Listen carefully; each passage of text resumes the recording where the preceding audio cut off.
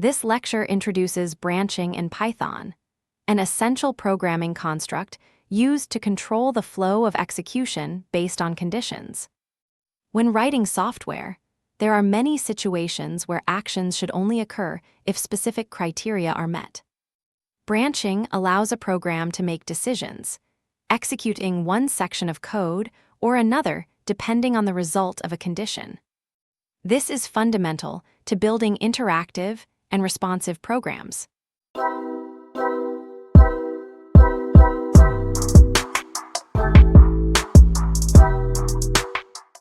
Introduction to Branching in Python by the Programming Professor. The outline for this presentation includes a range of topics related to branching. We begin with simple if-else statements and then build toward more complex branching scenarios. We will look at detecting specific values and value ranges, using logical operators, and handling multiple conditions. Additional topics include comparing different data types, understanding membership and identity operators, operator precedence, and proper code formatting using indentation. Finally, we'll cover conditional expressions, also known as ternary statements. Each of these topics plays a role in how decision-making is expressed in Python code, and together they provide a foundation for writing structured and maintainable programs.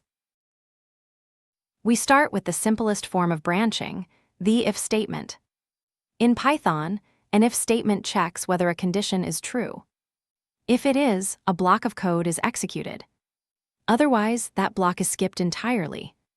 For example, a program might ask a user to enter their age and print a message, only if the age is greater than 65. In this case, the program checks whether the age meets the threshold, and if so, outputs a message indicating eligibility for a senior discount.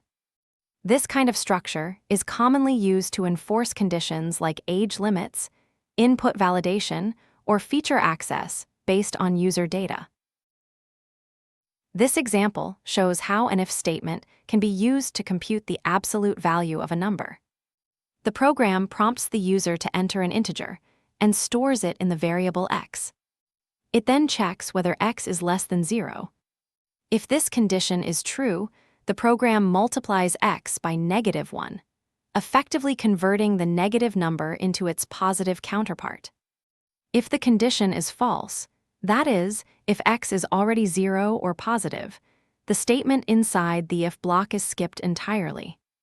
In either case, the program proceeds to print the absolute value of x.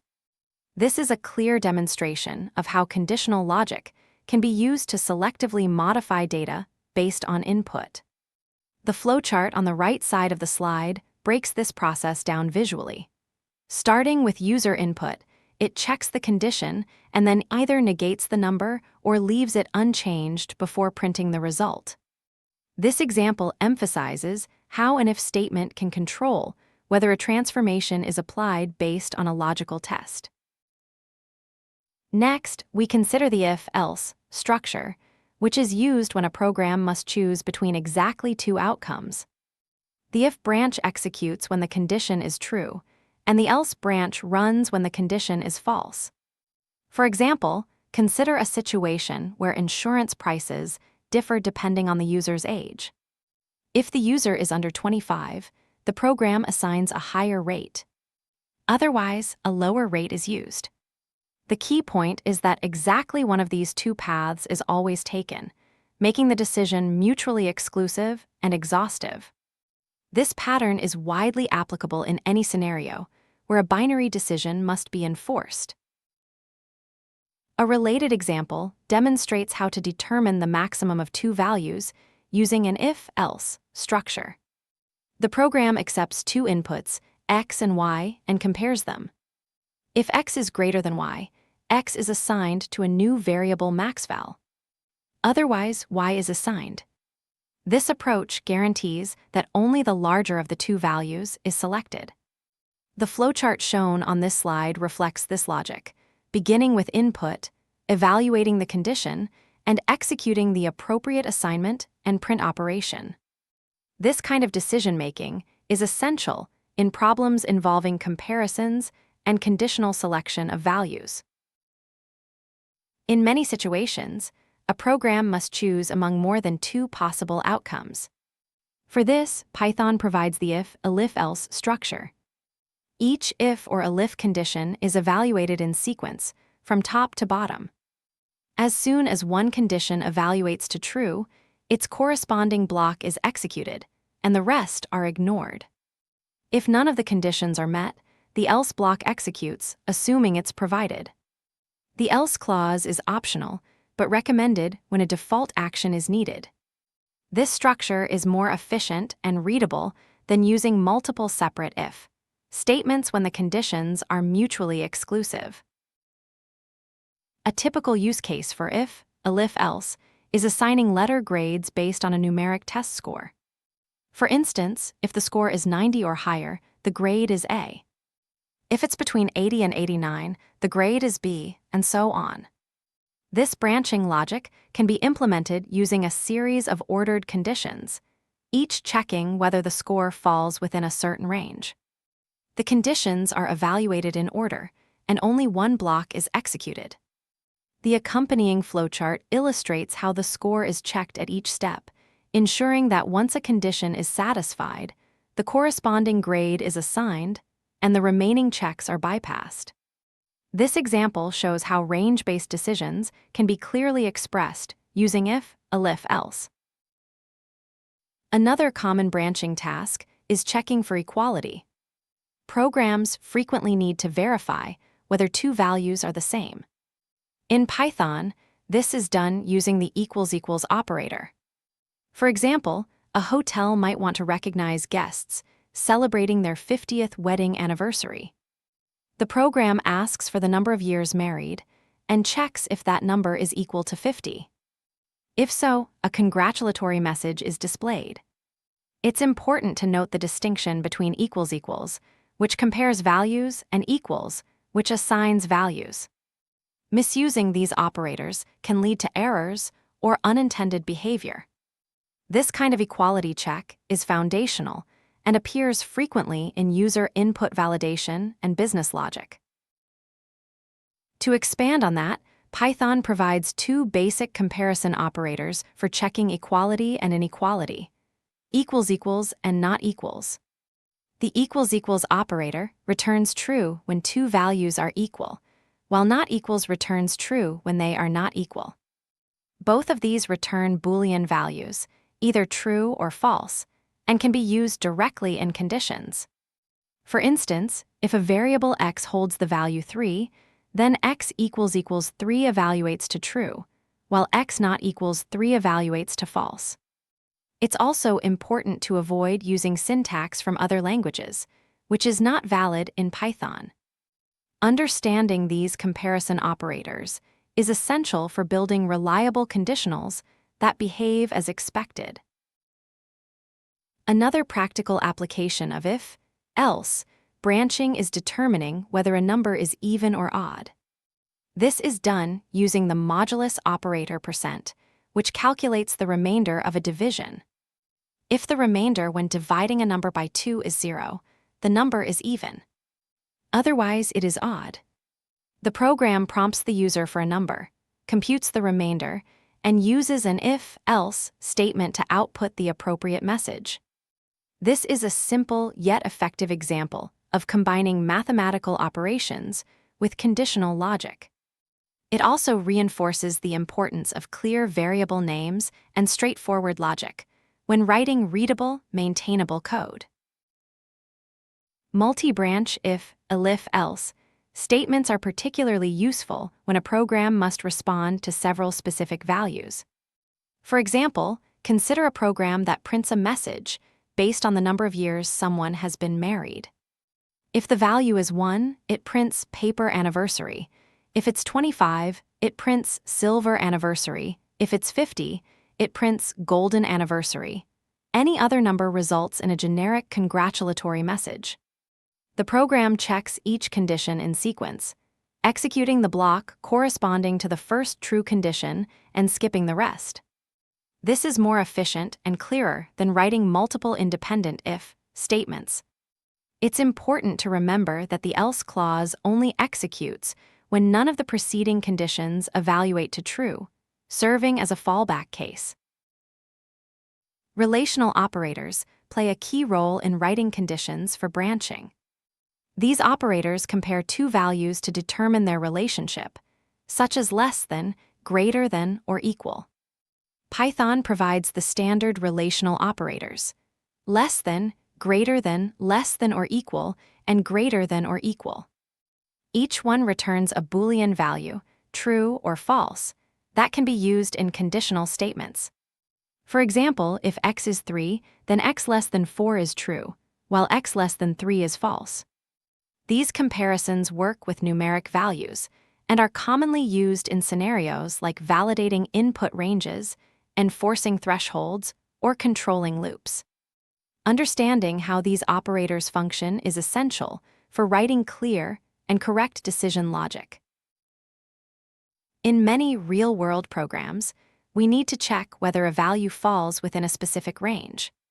This can be done effectively with an if, elif, else structure.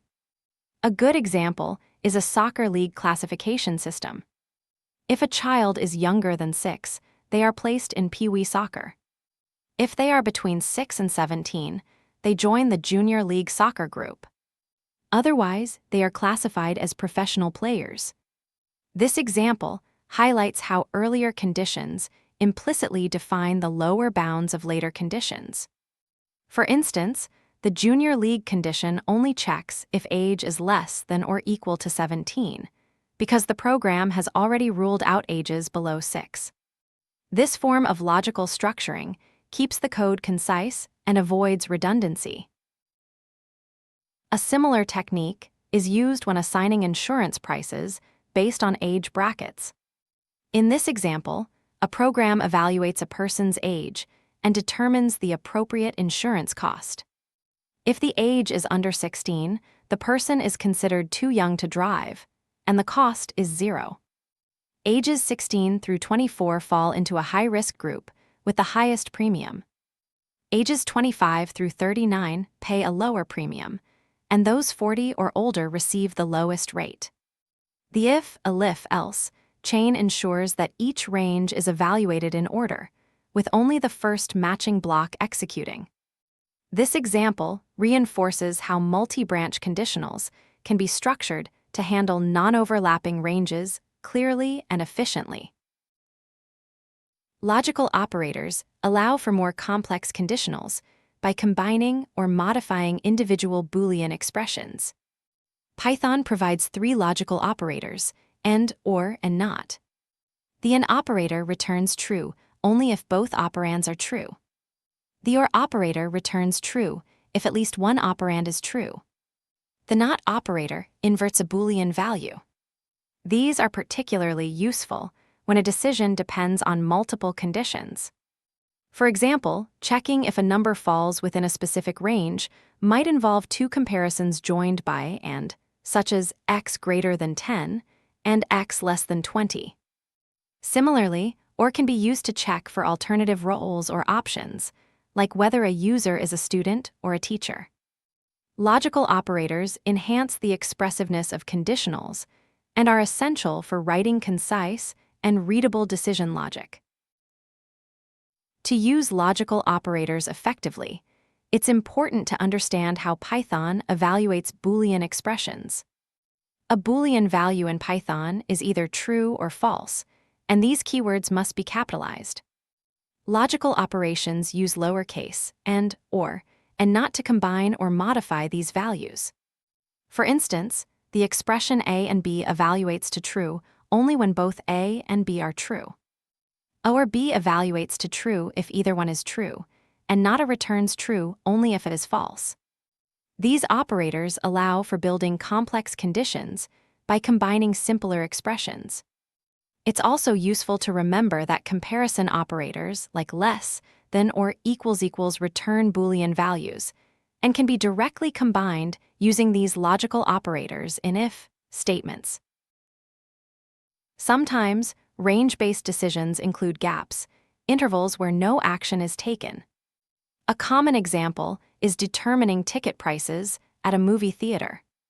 Children aged 12 and under and seniors aged 65 and over receive discounted pricing, while individuals aged 13 through 64 pay full price.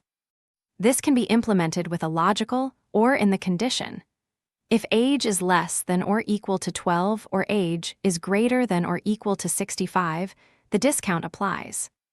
Otherwise, the standard price is used.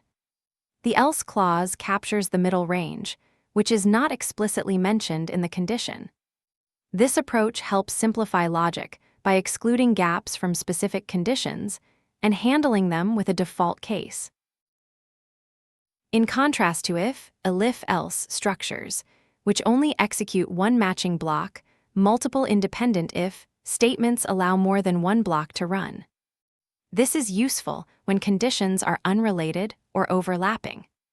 For example, a program might print minor if a person is under 18 and separately print eligible for senior discount if the person is 65 or older.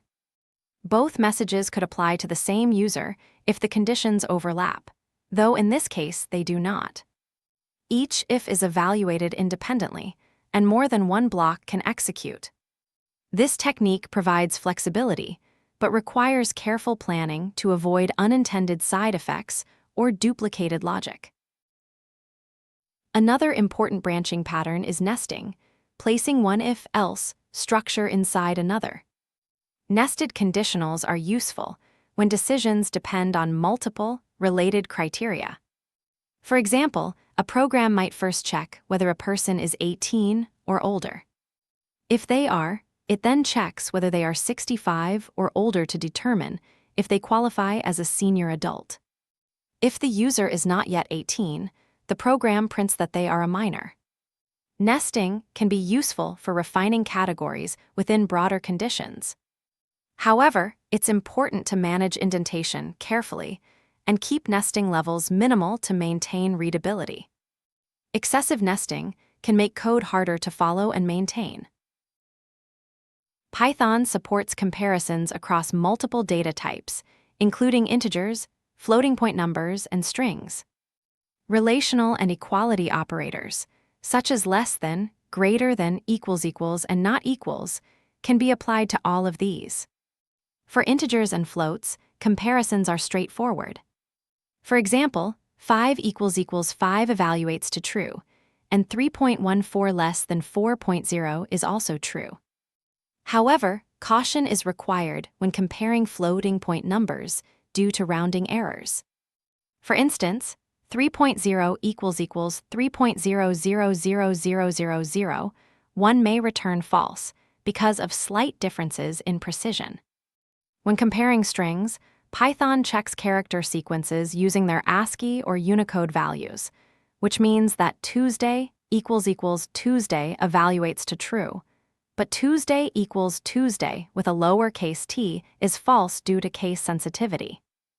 Understanding these subtleties is critical when writing conditions that depend on user input or data retrieved from external sources. The behavior of comparisons in Python depends heavily on the data types involved. Numeric comparisons are arithmetic, based purely on value. Strings are compared lexicographically, meaning Python examines each character in sequence using their ASCII or Unicode values, so lowercase letters are considered greater than uppercase ones. For example, lowercase ABC greater than uppercase ABC evaluates to true. For sequences like lists and tuples, Python compares elements pairwise until it finds a mismatch. The result of that first mismatch determines the outcome. So 1, 5, 2, less than 1, 4, 3 is false because the second element in the first list is greater. Dictionaries, however, can only be compared for equality or inequality using == or not equals. They are considered equal only if they have the same keys and identical corresponding values. Attempting to use less than or greater than on dictionaries or comparing incompatible types, like an integer and a string, will result in a type error. It's important to understand these rules to avoid unexpected runtime errors, and to write type-safe conditional logic. There are several common mistakes programmers make when writing conditionals. One of the most frequent is accidentally using a single equals sign instead of a double equals in conditions. The single equals sign is used for assignment, not comparison, and using it inside an if condition results in a syntax error. For example, if numdogs equals 9 is invalid, whereas if numdogs equals 9 is correct. Another mistake involves using invalid or non-Pythonic operator sequences that may be familiar from other programming languages, but they are either not recognized in Python or deprecated. For instance, Python uses greater than or equal to for greater than or equal to, and exclamation point equals for not equal to. Recognizing these syntax errors early can save time during debugging and lead to cleaner, more readable code. Python provides two operators for checking membership within a container, in and not in. These are particularly useful for determining whether a value exists within a list, tuple, string, or dictionary. For example, banana in fruits returns true if banana is one of the items in the fruits list. Similarly, orange not in fruits returns true if orange is not present. These operations are frequently used in search logic, filtering, and input validation. Membership tests return Boolean values and can be used directly in conditional expressions. They are especially helpful when working with collections of data, allowing for concise and expressive checks. Membership operators also extend to various sequence types. For lists and tuples, the in operator checks whether an element is present by evaluating equality against each item in the sequence. So 3 and 1, 2, 3, 4 returns true. For strings, membership testing works at the substring level.